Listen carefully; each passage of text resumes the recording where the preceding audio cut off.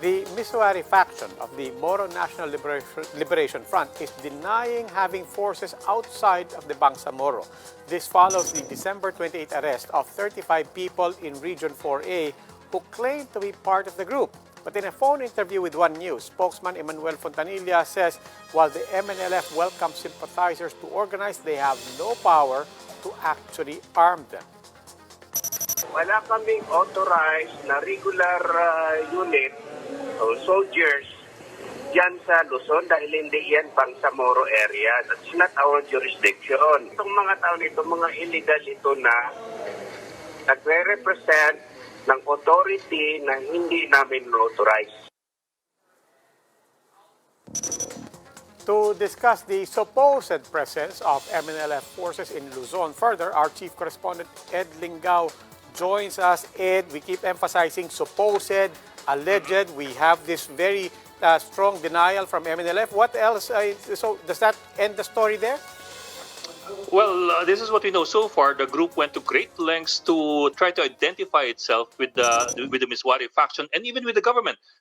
You would see in the photos that they posted on Facebook, tarps with photos of President Duterte and Nur Misuari, as well as logos of the PNP and the DILG. The group had been claiming that they were authorized and recognized by Malacanang and the PNP and the DILG. They identified themselves as members of the Bangsamoro Defense Force, the Southern Luzon Command, and the Camp Asa Camp Lideric. The group comes complete with the flags of the MNLF, uniforms or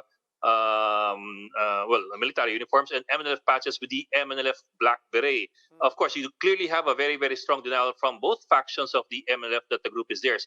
Now, who are these people?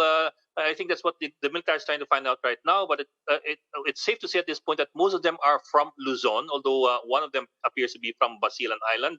Many of them appear to be only recruits. However, there are some who appear to be officials or claim to be officials, and one of them claims to be a brigadier general. Also, the fact that they were caught with firearms, most of them pistols, including one shotgun. We have no information yet as to whether or not high-powered firearms were also found on site. Okay, now, and assuming that they are in one way or another associated, would that be a new thing, or is there history or precedence to finding MNLF forces outside of the Bangsamoro region? Well, Robbie, not necessarily MNLF forces, but it's not the first time that they supposed the training camp for Moro rebels was set up in Luzon, and that's assuming that this is one of them. Back in the mid-2000s, in 2004 and 2005, up to 2006, the Raha Soliman group was setting up training camps in Anda, Pangasinan, and that was discovered by authorities a little belatedly. The Raha Soliman group is a terrorist group affiliated with the Abu Sayyaf group. It's composed of former overseas workers who had converted to Islam while they were in the Middle East.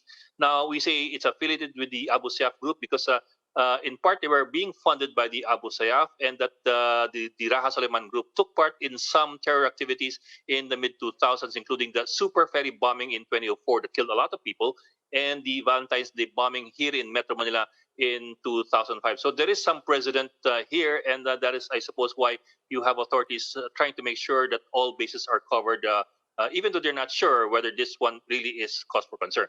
Okay, One News Chief Correspondent Ed Lingao, maraming salamat. We'll continue to follow that story.